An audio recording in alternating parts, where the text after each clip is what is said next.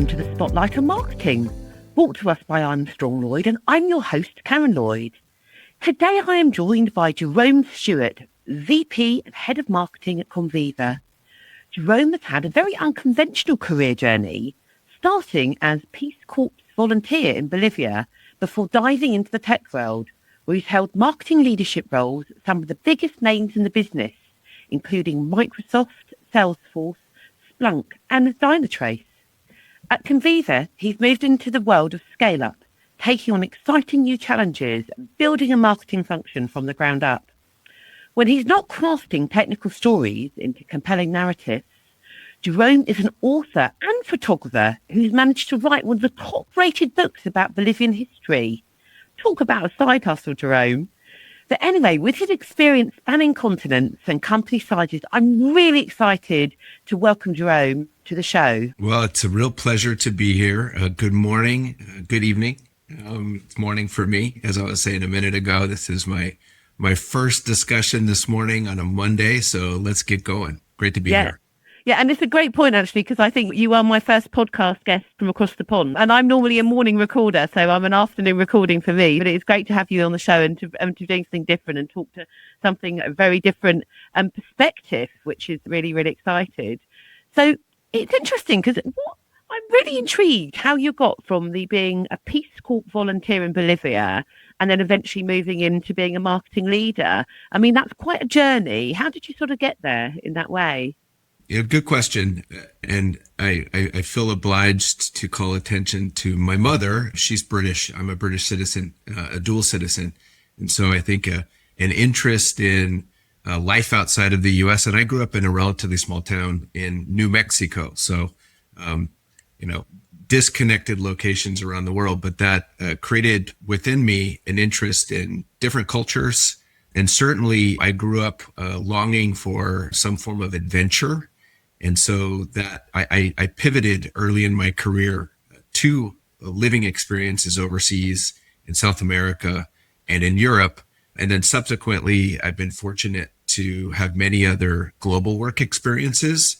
And so again, it's, I think, a reflection of my roots in New Mexico with a British mother, but it became a purposeful path for me, certainly early on in my career. And how did that international experience then, where you've come across different cultures, help you shape yourself to go into marketing leadership? That's an interesting, I think some of that happens just organically, and I have a son who's in his 20s and I'm around other people who are in their 20s. And, there's an option to sort of plan your life in detail in advance. That didn't work for me. My approach was, take a step, see how it goes, and then experiences tend to branch off. One thing leads to the next. And so I didn't approach international life experience with the expectation that I was going to become a marketer. I just became a marketer as a result. You've also grown up in that world of technology marketing space where when I think about the last 20 years and the space it's been in, how much it's changed, just even the way we buy or we even consume software from being, in the cloud or being on disks and things like that in the past. Whereas now you've really navigated that evolution of data analytics, haven't you? From starting at Microsoft, then going through Salesforce, Splunk, and in now Conviva. So how do you think that journey has evolved through the years? Can you walk us through it? I think it's maybe even the fortune of my career in technology and frankly, even before my career, starting off with, my dad, who was an IT pro in a different era, frankly, in the 70s, 80s, and 90s. Technology, of course, was quite different, but as a kid, my dad would bring early computers home for us to play with. And then I remember early instances of laptop computers when they were these kind of, bulky bricks, again, for my brother and I to play with. And so that was really critical because it established within me curiosity, which I guess we'll continue to talk about. But I also became witness to these waves of technology. Again, that sort of PC initial wave, that started in the early 80s. And then, of course, for me as a professional, as I started my career, the biggest wave was the arrival of the internet and all that meant for business and consumers. And then not too long thereafter, maybe 7, 8 years later, the arrival of cloud computing. And I remember that wave very, very distinctly because I was working at Microsoft and the company was making a massive transition. A few years later, big data began to engulf, I guess, the business zeitgeist. And then here we are today with yet another wave around generative AI. And so just the pace of change is tremendous. And I anticipate that that's going to continue. I'm sure some people are planning for what's next. I would just say, put your seatbelt on. Something significant will happen. So I've witnessed these changes. I've been a part of these changes. And along the way, I work to, as you said earlier, communicate the value of these technologies. And so that's an interesting, I guess, transitioning from step to step and having to, in many cases, dive in and describe, what the heck is server technology? What is cloud computing? What does this mean for business? And then jumping ahead to where I am today, it's building a similar muscle, although applying it to different stories. Yeah, and I think that's a really good point because I was thinking about it earlier. It's almost like the weather is the change, isn't it? You can't change the weather, that's the change. But is basically the constant day-to-day of technology marketing the way you'd explain it? Do you think the same frameworks are still in place as they were 20 years ago? Or do you think they've got slicker? I apply similar frameworks, yes. And one of the frameworks, by the way, I think is the need to adapt. And I think that there can even be frameworks that we deploy that facilitate rapid change. So for example, if you're describing something for the first time, as an individual or in many cases, companies, especially those on the bleeding edge, they're describing technologies that have never existed before. There's a lot of research, with customers, with analysts, with others that can go into the development of the story, but you got to start somewhere. And, one of my, you could call it a framework, but it's really my approach is to iterate, start somewhere, feel good about it, focus on a quality narrative, feel good about it, but then recognize that you're going to have to test it and revise it, especially if it's something that you're communicating for the first time. And just embrace iteration. Within the company that I work for right now, I work with a CTO who happens to be a former professor. So he's filled with insight. And my iteration, classically, I'd say start with a version 1.0. And then, you can go from 1.0 to 1.1, so on and so forth. And he advised me to start with a version 0.1. And it's that sort of MVP narrative, that MVP, marketing, the base of marketing, storyline, and then go from there. And again, I think that that's right. So you have embrace iteration. One counter to this point, as the story evolves relatively quickly, especially in the early era. And again, that era can be a few months. It can even be, frankly, a couple of years. But at some point, it stabilizes. And so the pace of iteration can go from perhaps a quarterly endeavor to maybe twice annual and maybe thereafter an annual refresh, because I don't think you want to focus on iterating a message on infinitum. I do think you need to at some point stabilize it, but still plan to refresh it periodically. No, exactly. His version then. So he wants just a really base version. That's what he's saying. That's what his point was of his 0.1 version. I think a usable base version. Yes. That's the 0.1. So the point of that is that you could just start by doing something. That's his point. By just getting something down and getting going, or is he just saying make it really simple? Yeah, I do think you need to get going. And I'm picturing literal circumstances in my company, a learning for me. I'm focusing on, my version of quality. I want to get it just right. I want the message to be, well written. I want it to be something that people can, deliver in a compelling way, all of those quality checks that I have. I was working in parallel with a sales engineer. And, first, he knows a lot more about the product than I do. I'm a little bit more of a stickler, perhaps, for the words that we're using to describe it, but he certainly knows more about the product than I do. He came up with his own version. And I'm working in parallel. I'm trying to come up with something that, the whole company can use as a foundation for marketing and sales. He's just trying to engage a certain group of salespeople to get them rolling. So he gave them a deliverable. And that was a good example of he had the version 0.1. I was working on this more polished 1.0. And in the end, I actually think he was right. Now, the trick is you have to collide these paths. You can't have the sales engineer continue to develop the message and the materials and have people then, look to him or her for that advice. You want to bring that over to marketing. So eventually you do need to collide these paths. But I learned quite a bit from that exercise. And in a startup environment, sometimes you have to have something that's good enough for right now. That is really interesting, actually, because it is. And what I loved, because I know we spoke about this before, because I often think of marketing and sales and product as a triangle, but you've got a more complex version of an analogy, haven't you, of how you think it should work within the business? What's your shape that you well, feel? I mean, like you're describing, and I think that's probably the strongest shape. It's that triangle, marketing, sales, and product. And in my world, that is the iron triangle. But I was just introducing, there are other roles that are sometimes adjacent, sales engineering, a more technical form of sales, operations teams, customer success teams, legal teams, finance teams. There's a lot of different considerations that we need to embrace as we're building our plan. And that's where the more complex polyagonal shape forms. Certainly when it comes to, planning, you need to consider all of those different teams and the different stakeholders. But to your point, I think the rudiments of the go-to-market, focus on that iron triangle. Yeah, no, that's it. And do you think that it's more the polygons in a bigger company versus a smaller company, or you think it's irrelevant?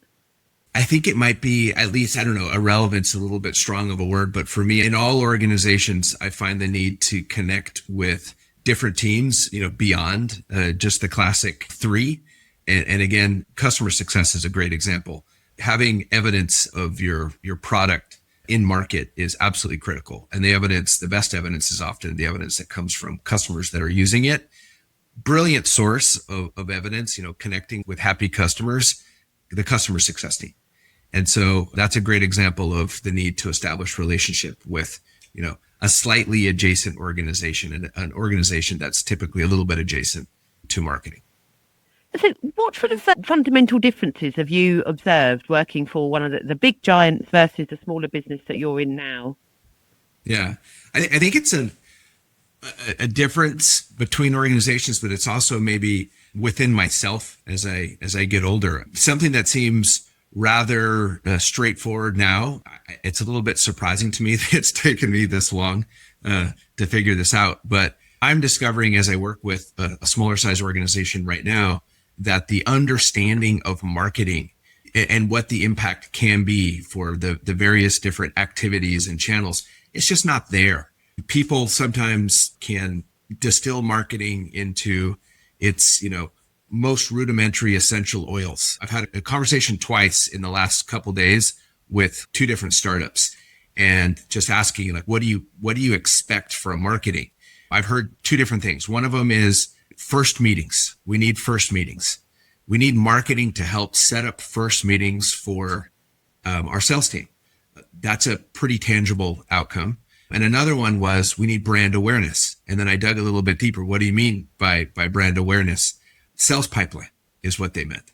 And so that's kind of the classic language, something very, very tangible for sales teams. And again, I think most organizations, large or small, I think that's a universal language for us. The interesting ones for me are, and this I find in smaller organizations, it's communicating the value of initiatives that don't directly in a short term contribute value to the sales pipeline. For example, some of the broader brand awareness initiatives, analyst relations, media relations, social media, and similarly, some of the enablement oriented activities. So what I'm learning through this is the need to really break it down, boil it down into the fundamental business outcomes. I think for everything that we're doing in marketing, the muscle that I'm working to build right now is translating it into, like, what are we going to get for this investment? Yeah, exactly. But the thing is, in a larger organization, I like to think that marketing has more of a long term. So if you went and asked a larger organization you work for, then they wouldn't be saying we want the brand awareness equals, getting meetings or people buying from us. It would be more that they recall our name. And if asked, someone would say, who's a leading company you trust to buy a cybersecurity product? Yeah. So my best effort to sort of distill complex marketing activities into those essential oils. Demand generation. If you have a sales team, it's about establishing those first meetings for your sales teams. It's certainly about a quantifiable sales pipeline. Awareness activities, as I said, analyst relations, media relations, social media. Effectiveness can be about increasing awareness with the target audience, making them more likely to take that sales call, sort of warming them up from cold to warm before they get to hot. And then sales enablement, it's ultimately about making it easier for sales teams to sell. So activities like, narrative development, creating the core bill of materials, the PowerPoint slides, the other leave behinds, pitch training, helping sales teams sell and helping them progress their accounts across the sales cycle. That's something else that we're really focusing on too. When we look at our pipeline, where is the account in the pipeline? And what do we need to do collectively as a team? Back to the iron triangle or that polygonal shape, all of the teams involved within an organization. How can we as a unit help progress an account from, step one to step two, ultimately to close? And so again, boiling marketing down into those three categories and then really focusing with specifics, what can we do? What are the outcomes of these activities? That helps with smaller companies communicating in that way. Yeah, exactly. And it must have been a big culture shock because you've gone from being obviously lots of different departments. And I know you've been through this journey of building up your team from zero. And I know we had a discussion about this before. So it'd be exciting to hear what you think about the sequences, not just your first hire, but how you prioritize different market functions as you build out a team as a first hire in marketing. Yeah. And I was thinking about this over the weekend. My approach starts with the people that we have in the organization. We're all witness to the last, several years. It's just been very challenging, hiring people, and you put a lot of time into hiring people. And as I did recently, I joined a new company. This company was facing the same set of challenges, spending a lot of time, a lot of energy hiring really good people. And so my approach to team building, especially upon arrival, starts with looking at the skills that exist on the team. Sometimes people are oriented or focused on activities that might have made sense at one time, when they were hired, and then a couple of years later, they make a little bit less sense. But still, let's work and see how can we leverage those individuals and their great strengths to further the company's mission. So it starts with the people that we have. I want to make sure that we're utilizing them as effectively as possible. Again, back to the CTO that I work with, I'll call it a mantra, something that he shared with me that's really stuck. It sounds negative, but I think it's very powerful and ultimately very positive. Torment them to be successful. That's a little bit of a paraphrase. I think I got it right. The sentiment's right. And so what that means is I have very, very high expectations and I have a high level of energy, even on a Monday morning. Certainly as the week progresses, my energy increases. And so I don't let go of my expectations. My expectations are that everybody's going to contribute, to the business. However, I want them to be successful. That's the underpinning of my approach. It's a will for them to be successful. Let's make sure that you're focused on the right set of activities. So that's, again, how I start. Now, of course, when you're assessing a team, there are often gaps. Could be skills gaps, but it could also be functional gaps. And so again, back to engagement with other teams across the company, of course, you need to know what's our budget. There's a lot of things that I'd like to do, but don't necessarily have the money for it. So you need to work within your budget as if it were your family's budget. You can't spend beyond it. Then you need to, again, review the strengths and weaknesses within the current environment. And then for those weaknesses, quite logically, what are the biggest priorities? Demand generation, brand awareness, field enablement? Where are we light? What does the company need right now? That triangulation can help determine what we focus on next. And at the moment, your company's in scale up, so you're looking to grow. So it's very different to hire somebody that's in a business as usual company versus this. So how do you assess that the people that are coming to work with you have that ability to go on that journey? As much as possible. And again, like for me, I'm learning as I progress in my career. So it's interesting for me to discuss this with some expertise, but also part of my expertise is just a recognition that, oh my gosh, I still have a lot to learn. So increasingly, as I interview people, I like to have straight talk with them. So again, if the question is, how do I assess an individual's ability to work within the environment that I'm in, let's describe that environment accurately. As I'm discussing, there's a lot of enthusiasm I have for the teams that I work with and certainly for the technologies that I work with. But if you're in a startup, it's hard. It's hard work. Fundamentally, very few people outside of the organization have ever heard of the company. And therefore, very few people have any familiarity with the differentiation. So marketing starts there.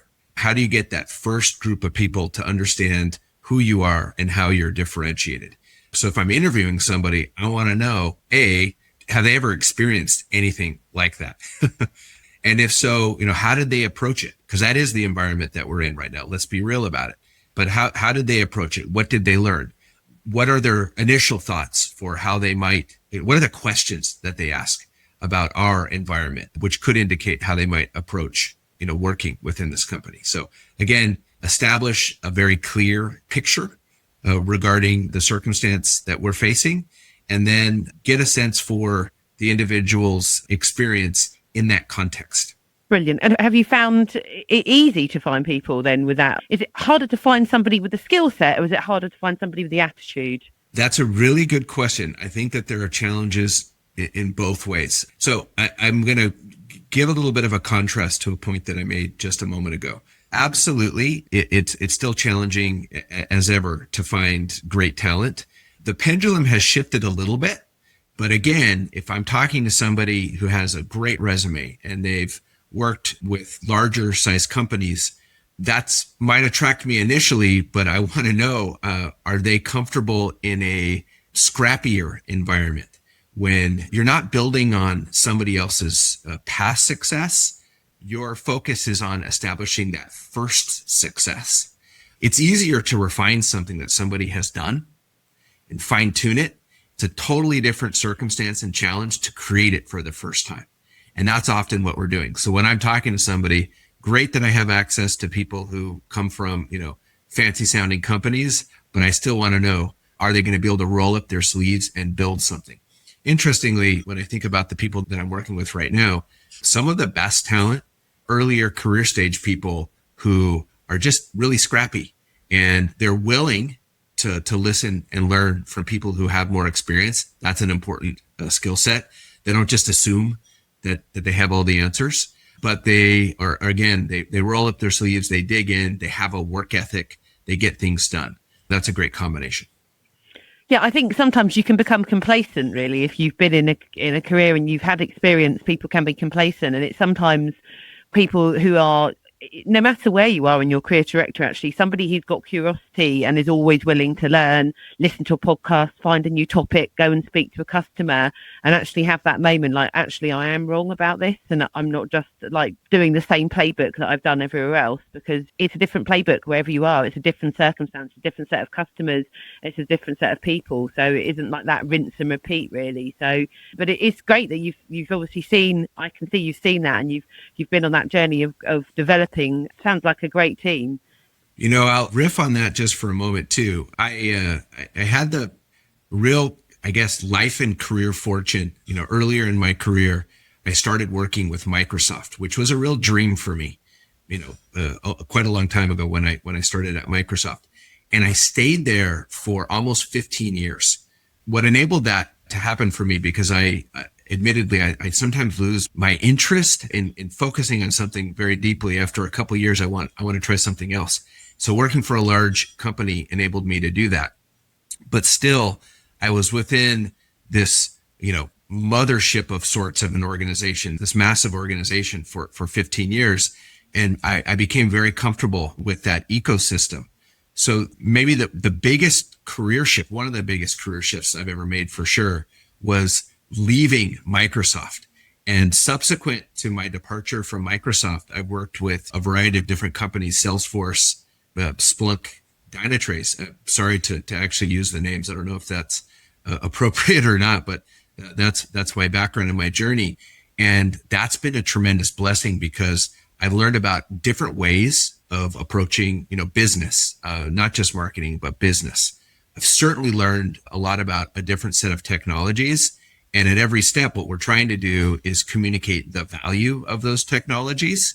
But again, it's witnessing these different approaches has strengthened my ability to do this with other organizations. So it's not just that repetitive motion. It's learning what I'm good at, what my gaps are, and doing this, via a variety of different experiences. Out of any of those companies, were there any of those companies you worked for that did make a massive change while you were there? So they, because they're all huge businesses. So were they big when you joined, or did you see them at the beginning before they? Oh yeah. I mean, I am witness to one of the great transitions in technical business history. It's the transition from, that Microsoft made, going from a PC-centered world to the world of, client server architecture, which is when I started. That's what I was focusing on. I remember I had an interview. I was living overseas and I wanted to come back to the States. And as part of my interview, I had a couple essays that I had to write. And one of them was a prompt, and it was describe software as a service. And that was 2007 or 2008. And that was the very first time I'd ever heard about that. And so I began my investigation into, what then became kind of a centerpiece for my career, which is, cloud computing. And so one of my great personal business memories is I was in the room when the phrase Office 365 and the brand Office 365 was created. But just reflecting on Microsoft, I mean, it's amazing how the company has been able to successfully maneuver not just that massive shift, but multiple massive shifts, and they continue to do it. So that's one example. And I think within every organization that I've worked on, and certainly right now, we're doing the same thing. We've been very successful with a particular industry and a use case within that industry. But now we're bringing a massively differentiated technology to a new set of industries and a variety of different use cases. So we're in the early stages of this very significant transition. And if we do it well, it's going to mean great things for our stakeholders. But I can tell you it's a challenge as we go through it. Because Microsoft were one of the first, in my memory, of tech companies that really did invest in their brand. But I know we spoke about brand being the roots of the tree in terms of business. How do you think now, obviously you've worked for that big company, they already have their established brand, but what's your philosophy or guide approach to building a brand from the ground up? Well, we touched on it earlier. I think, especially if you're building a brand, I think, again, the concept of versioning is really key. You're communicating, if you're building it, if you're starting, you're communicating something that people outside the organization typically haven't heard of. And so the internal team, which, by the way, I think is maybe the most insightful single source of insight related to positioning and messaging, it's the people within the company. They've thought about this the most. So that is indeed a great place to start. Craft your brand as a reflection of the insights gained from people within the company who know the most about it. But the versioning then is, let's test it with people who we trust. That's another powerful word, trust. I find sometimes that testing, if you ask for an opinion, you're going to get an opinion. So make sure that the people that you're asking, that you value their opinion. So in the versioning, I think you need to connect with a group of trusted individuals, and you take something from each of those engagements that's going to enhance your story or enhance the version as you move forward. So branding is the roots of the tree. I would even boil it down further. I'd say messaging and positioning is the roots of the tree, or are the roots of the tree. Yeah, there's a book. It's called The Mum Test. I don't know if you've heard of it, where the person said if you ask your mum if something's good or not, she'll always say yes, that's lovely. So, but your mum isn't the audience who's the person that's going to buy your product. So don't ask your mum if it's any good. Ask someone else. Ask your customer. Ask somebody who's invested in whether it's right or wrong. That's really interesting. The one that I've heard more often is like, describe something so that a child can understand it. And I think it depends on what you're describing. I mean, I don't think too many kids are, care to understand cloud computing. And absolutely, we should try to simplify our message. I guess that introduces another topic. So I would say simplicity, something that my mom understands. That would be the end goal. But you don't start there. I think, too often, I mean, that's the easiest thing to do. It's like, I've got a dramatic, I can see, we can just simplify this. We're usually pulling on like cliche phrases or the way that some other company in a similar space is describing their service. Let's just borrow those phrases, but you're going to fall into the sea of sameness if you do that. If you're trying to boil things down to the most basic or simple level from a messaging perspective, I think you can oversimplify. So that's the goal. But if you go back to that iterative approach, you need to first sometimes surface some of those technical details, and then you need to smooth them out through iteration, through testing. And so again, don't just start with a message that appeals to the lowest common denominator. No, exactly. No, perfect. Well, do you know what? Time has gone so quickly. We've nearly run out of time now, but is there anything else that I haven't asked you today that you'd really like to cover? Well, I would just touch on something that we're all experiencing. How do we leverage the latest technologies to make our lives easier and better? And so, just perhaps two concepts that pop up into mind. One of them I've touched on just a little bit. It's, measuring brand awareness. I would say that that's something that we as marketers in technical environments need to do a better job of. Some of the classic metrics, some of the metrics related to individual channels like PR channels, you could say share of voice would be a good example, a classic PR metric.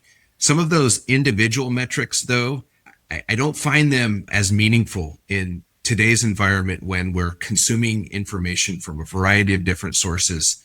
And, people within an organization are not necessarily prone to understand the value of share of voice. So I think just generally speaking, we need to do a better job communicating and quantifying the impact of marketing beyond demand gen. And I think awareness is a space that needs a little bit more attention.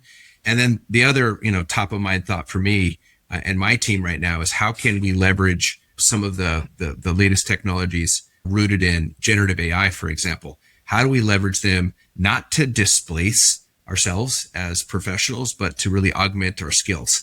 And I think that that's going to become one of the more important focus areas for marketers in the upcoming few years.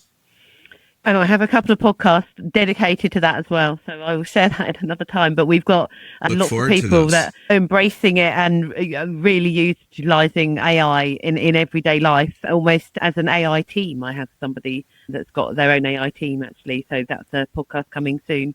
But yes, so thank you so much. It's been an absolute pleasure and joy. Thank you so much for being here today. And thank you for watching and listening to the show. Please keep subscribing and rating and reviewing our podcast. And don't forget to share this with your colleagues and friends in the marketing community, and even your CEO. If you need to change something in your business and you want marketing to be at the forefront, maybe get your CEO listening to our podcast, because that's the goal of the Spotlight of Marketing. It's to keep shining the spotlight on the power of marketing and driving your business growth. All the best.